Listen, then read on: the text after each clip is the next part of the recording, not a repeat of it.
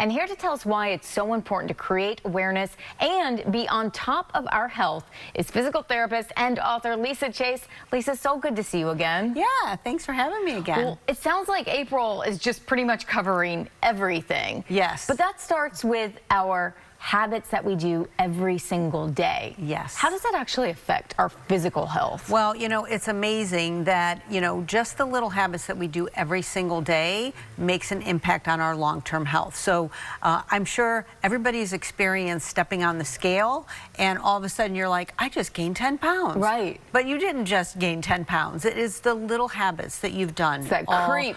That's right, that creeps up. And it's the same thing with sleep. I think we've talked about that before, right?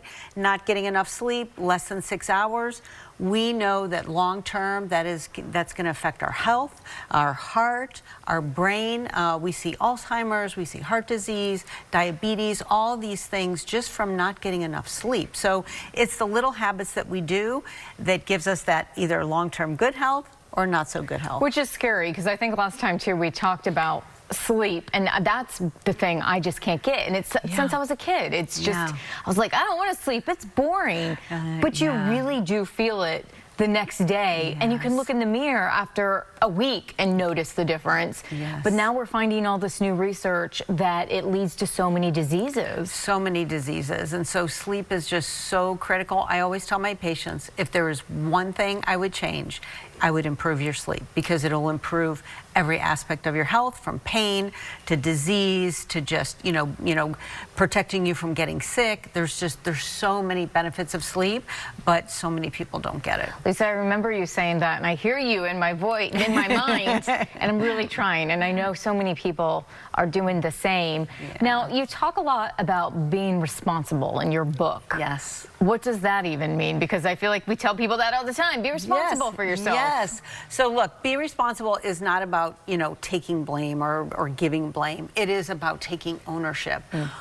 This is our body. We only get one body. So I say be responsible for it, right? And so that means making better choices, whether it's finding the right healthcare provider, speaking up if something just doesn't feel right and you're not really getting answers, or it's taking steps, yourself and going, okay, I'm going to do some things that's actually going to, impact my health in a healthy way. Of course, because nobody's going to step in and save you. Nobody will. They're being responsible for themselves. That's right. Hopefully. Okay, this is a biggie, stress. Oh, yes. I think the more and more findings that come out saying that this is such a killer in every single way, the more stressed we become.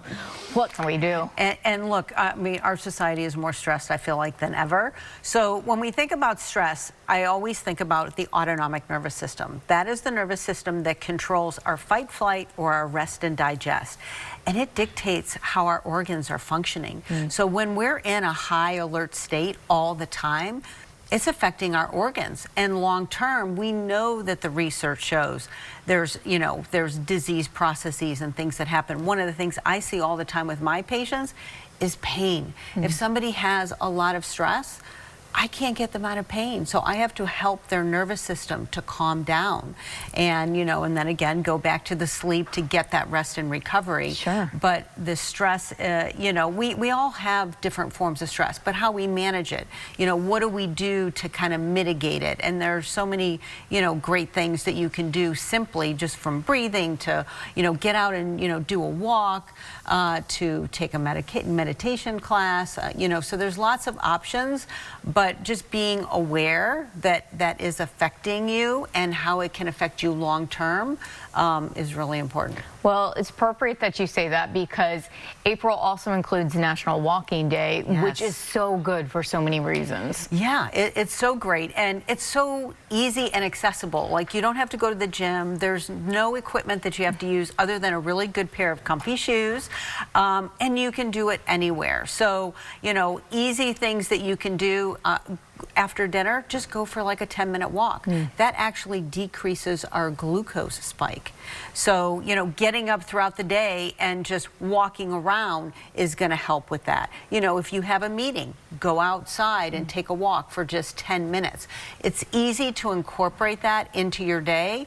And, you know, some people don't have time maybe to go for a 3-mile walk. So that's okay. Do mini walks. I call it exercise snacks. Like, you know, we get our little snacks in, we'll get your exercise snack in and get out and, you know, do a short walk. Such a good way to relieve stress as well, but also get that physical activity in for our physical movement and needs, and so that if you don't use it, you lose it, right? Yeah. So 100%. and that comes with stuff like that. We see all these hip issues, and just getting out there, and those are great suggestions. When you're on the phone, you might as well be walking. Why not? Exactly. Yeah, I'd love to do that. Well, we appreciate you coming and sharing all of this. Well, April thank you. feels like a good reset month. Who says you have to start at the beginning of the year? This is like right. spring cleaning. I love it. Spring cleaning all the way. Always appreciate you here. And of course, Thank we'll share you. this info on BloomTampaBay.com. Stay with us, more Bloom after the break.